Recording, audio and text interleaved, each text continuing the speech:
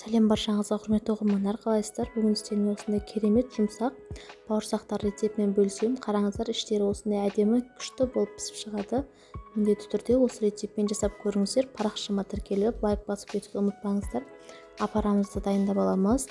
Ыстықтау, қатты қайнамаған сүтімізге дрожжымызды салып, және де 1,5 ас қасық ұнымызды саламыз. Сүтіміз бізде қайнап кетпеген болу қажет. Енді венчиктің көмегімен жақсылап біркелкі етіп араластырып аламыз. Бетіні жақсылап стрич пакетпен жауып 15-20 минутқа бөлме температурасында тура осы күйінде қойып қоямыз. Бізде ішіндегі жаңағы ыстық сүтке жаңағы дрожжымыз пісіп, сондай ашып көтеріліп шығуы қажет. Енді жылы суымызды ыдысымызға құйып аламыз, және де тұз саламыз дәмдеріңізге қарай.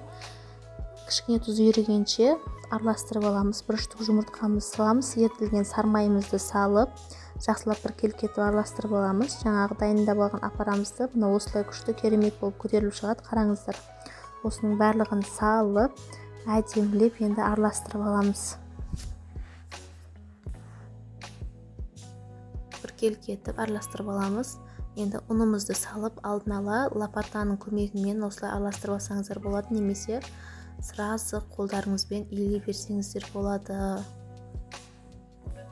Ұнымызды барлығын бірдесіне салмаймыз. Тағы бізде бұл жерде қамырымыз қатты болмау керек. Орташалау, қатты жұмсақ та емес, шіле қатты да емес, орташа болу керек. Біздің қамырымыз жақсылап қолға жабыспайтын етіп қамыр илеп аласыздар. Міне осылай болады біздің қамырымыз. Енді бетін жауып, жылы жерге 2 сағатқа қойып қоямыз. 1 сағаттан кейін тағы да бір рет қайырып қойсаңыздар болады. Сол кезде біздің бауырсағымыздың қамыры осындай күшті керемет болып көтеріліп шығады. Столымыздың үстіне кішкене ұн сөгіп жібереміз, қатты жабысып қалмау үшін. Негізі былайша шлейбетпен жабыса қоймайды. Енді топ-томалақ етіп жайып аламыз. Қалай жайсаңыздар да ол маңызды емес, 4 бұрыш па, 3 бұрыш па.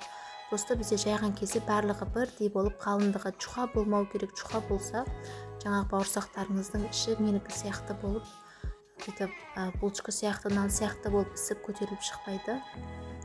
Мен осылай домалақ формочкамен домалақ етіп кестім. Сіздер 3 бұрышты, сол бұрынғы өзіміз пісіретін 4 бұрышты етіп істесеңіздер де болады. Шетінде қалған қамырынан тағы да кішкене 1 сағаттайға пакетке салып қойып, тағыдан қайтадан пісіріп жіберсеңіздер болады. 15-20 минутқа бетін жауып тындырып қоямыз. Енді табамызды газымызға қойып, ішіне майымызды құйып, қатты қыздырып алып, жаңағы бауырсақтарымызды, дайын тұрған бауырсақтарымызды осылай пісіріп аламыз. Қараңыздар, біздің бауырсақтарымыз осындай күшті, керемет болып көтеріп пісіп шығады. Осы рецептпен міндетті түрде дайындап көріңіздер.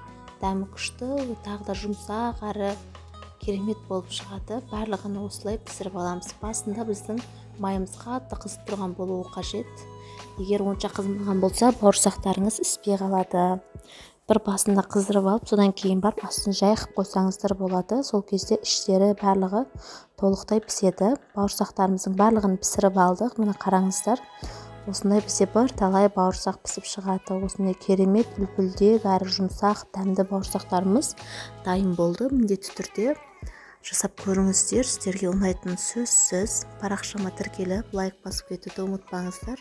Алдағы уақытта көптеген рецептілермен бөлісетін боламын. Осы рецептімен жасап көріңіздер. Ас болсын баршаңызға, назарларыңызға рахмет.